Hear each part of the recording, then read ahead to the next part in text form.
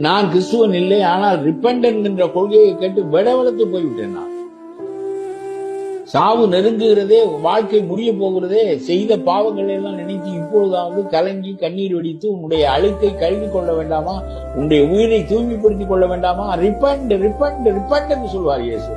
இது மாதிரி ஒரு கோட்பாடு நான் உலக மதத்திற்கு எந்த மதத்திலும் காணவில்லை. எல்லா மதங்களையும் படிப்பேன். நான் செய்தால் அதற்குரிய தண்டனை உன்னை விடாது என்று சொல்வதை நான் கேட்டிருக்கிறேனே தவிர, எப்பொழுதாவது ஏதாவது ஒரு நேரத்தில் இறங்கு அருள் கழிவு மனதை. இவ்வளவெல்லாம் செய்தோம், எதற்காக செய்தோம், அடைந்த பலன் என்ன? அவன் துடித்து செத்தானே, அவன் அழிந்தானே, இந்த குடும்பமே அழிந்தது, இதற்கெல்லாம் காரணமாக இருந்தோமே. கர்த்தரே நம் மன்னியுங்கள் என்று நீ அழுதால் அந்த பாவங்கள் கழுவப்பட்டு விடும். மீதி காலத்தில் அந்த தவறுகளை நீ செய்யாமல் இருந்தால் தீர்ப்பு நாளில் உனக்கு சலுகைகள் வழங்கப்படும் என்று சொல்லி இந்த கருத்தை கேட்டு நான் விறுவிறுத்து போனேன். எல்லா பிலாசபியும் நான் படித்திருக்கிறேன். ஆனால் என்ன ஒரு தண்டனை மீதே அவருக்கு நாட்டம் இல்லை, அன்புதான் நாட்டம்.